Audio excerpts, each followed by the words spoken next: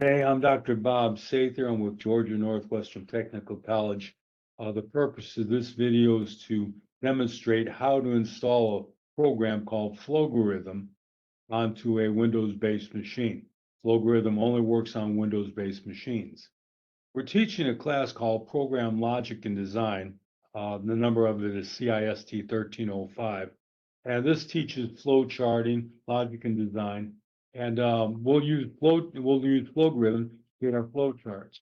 It's not our only option for doing flow charts, but it's one. So I'm going to take the first one, install Flowgorithm, and then we'll come back with some other videos on how to use Visio, Microsoft Visio, to do flow charts. And then we'll also talk a little bit about pseudocode and its names. Okay, so sharing my screen. Come over here, we'll grab CIST1305, which is the Windows 11 machine. Windows 11 machine, and we're going to go and do the install for Flowgorithm.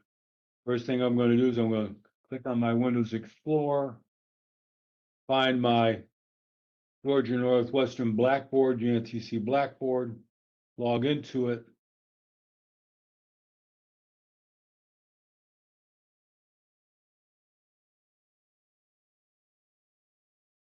Come on, log into it. There we go.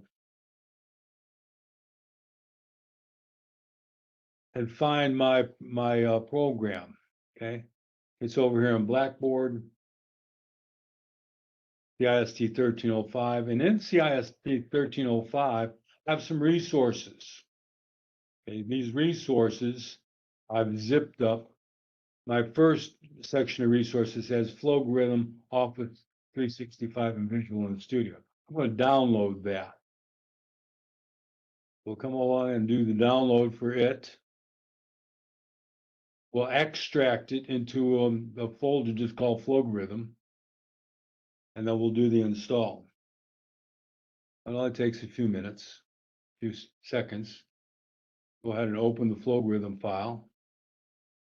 Do the extract. I'll just go ahead and let the extract do it in downloads. We'll put it in Flowgorithm.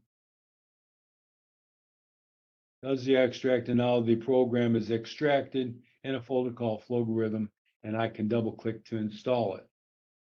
Click Next, put it in the Flowgorithm. Next, and use license agreement, and it will install Flowgorithm into the system. Okay. Now, once I've done that, I can come back over here to my search button, click and type Flowgorithm, and it will find Flowgorithm app. What I like to do is once I've got the Flowgorithm app running, it shows up here on my taskbar. Matter of fact, I double clicked on it, so I got two of them.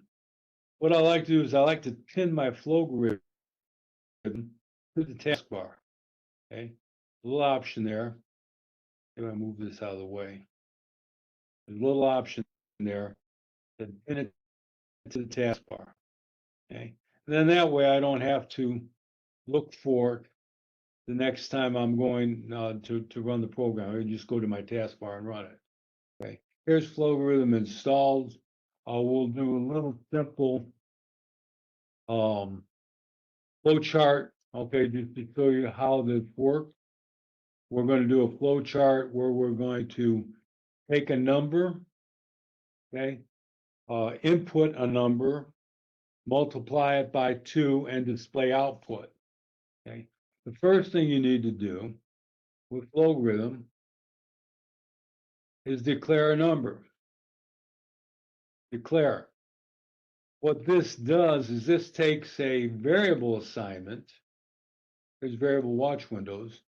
This is memory over here. What this declare will do when it's running will assign a variable name to a memory location. So we're going to call this variable my number. We're using camel case for our naming convention because that's what's used in Java and C, and it's also used in the book for program logic and design, both the Gaddis book and Joyce Farrell.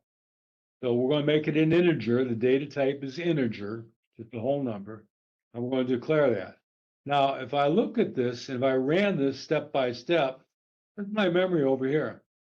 So when I run the program, run main, it actually creates a variable called my number in memory. Okay, that's what that did. That declare integer my number is what puts it out here in memory. The next thing I may want to do is I may want to do an input statement. Okay, but if I do an input statement and just say input my number, I have a thing called a console window. I'm going to make this look a little shorter. Actually, what we can do is we can probably put it over here on the right.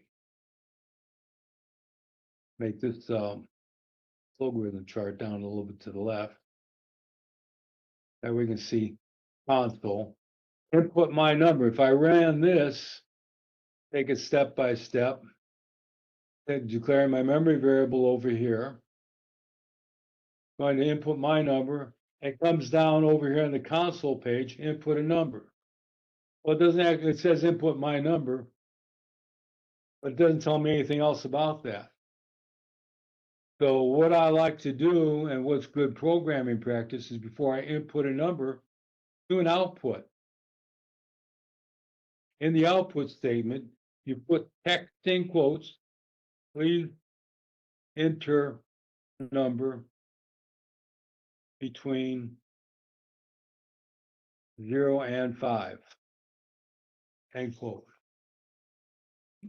So that gives me, the next time I run this, I get a message over here, give me a number between 0 and 5. When I enter the number, watch what happens to my memory up here. I put a number 3 in, my number in memory is put 3. So my input is inputting to a variable which is up in memory. Okay, just that simple. So there's a simple little program to input my number. Now, what you can do beyond that, if you want to take it a step further, you may want to add another variable called my result. So what we'll do here is we'll have to do a calculation using the process and assign statement. We're going to say assign my result equal to my number times 2. Okay, that all sounds well and good. It won't work though. Why? I don't have a memory variable over for my result. As I run this, whoa, wait a second, my result not declared. You need to declare your variables at the top of the page. I could do another declare statement here, okay, for my result, or since my result is going to be an integer also, I can add to my declare statement for integers my result. Okay. Now when I run step by step, when I declare my integers, it declared my number, my result is variables having memory up here. And then it comes down, take it step by step, input my number. I want the number 4. It takes 4 times 2 gives me 8. And then what if I wanted to, I can go through and then output my result. My result equals, and the way you display, this is text, you're typing in text. But if you want to display a variable, use the and sign. That's like an adding plus. I want text plus my result. So I'll put X, my result equal my result all on the same line. So now let's run it. Then our number between 0 and 5, I'm going to put 3. My result equals 6. Very simple. Finally, you want to go ahead and save your program. Okay. I like to have a, oh gosh, let's do file, save as. brings up. I like to have a file called Flowgorithm someplace on my thing, and then I'll add it in. It's going to be program exercise 1-3, and I'll save it. Okay.